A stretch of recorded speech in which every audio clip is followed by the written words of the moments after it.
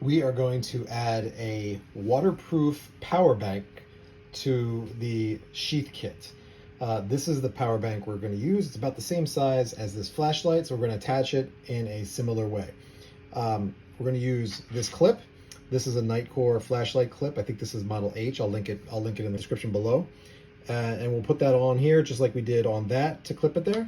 And then we're going to use the exact same gear keeper setup that we used here to attach it in the exact same way so that if it falls off, it's still attached and you can easily retrieve it. To connect the battery, we're going to need to include a small cord, and this is the cord that I use.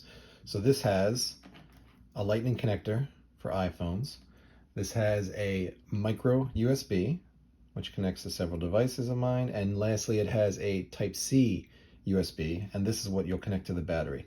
So you can actually charge 3 things at a time, and these 3 connectors cover pretty much every chargeable device that I have. And lastly, you'll just need a small split key ring to attach it. The split key ring that I have looks like it's about 1 centimeter in diameter.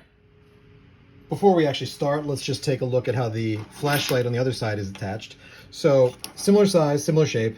It's got a flashlight clip on there. Again, this is one of the Nitecore clips. I just found one that fit this flashlight and put it on there. And then we've got the gear keeper retractor here. So it pulls it back in if it falls off, and if you need it separately, you can just pop it out. And we're going to do the exact same thing on the other side, so we're going to have them on each side here. Now we are going to need to move this, so I'm going to put this on this side and have the other one on the other side, so there'll be 2 here.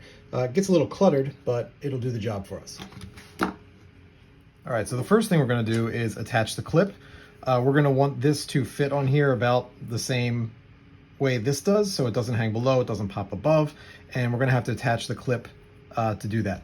This clip is not made for this. In fact, Nitecore said they don't recommend any clips for this, and I think it's because you can see I've tried it on a few times. You can see some of the scratches on here. It scratches the surface a little bit. All we got to do is pop this on here. If you just force it, it clips on. Once it's on there, you can move it to wherever you want. So let's position this here. So you can see this clip, this particular clip, which is thick and fits on here pretty well, but it goes sort of far up. I want it to hang down about as much as there. So let's position it so that it does that. All right, that's actually pretty good for the first try. If you want to adjust, you can just push it down a little bit, move it around a little bit. I think I'm going to leave it right about there though. So that is the clip. And once you have it on there, it fits and hangs on the side just like that. All right, now let's move on to fastening it using this and the gear keeper stuff. Just like on the flashlight, we're going to use the same setup here, a threaded stud for the gear keeper retractor. We're going to take out the default connector here, this little one, and we're going to replace that with this one, so that way when this is hanging down, it can reach around like this and you have some give. If you do this one, it would sort of tug it over to the side like this, so we're going to avoid that. So we're not going to need that. We're going to use this longer one here. The next thing I'm going to do is reposition this one here so that I can attach this one on the right side.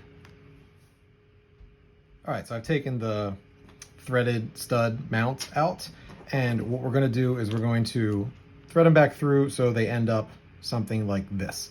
Again, remember, when you thread these through, the mounts have to be in these little spaces here so that they don't interact with or get pushed by the things inside the pouch here. So we need to make sure that one is here and one is here.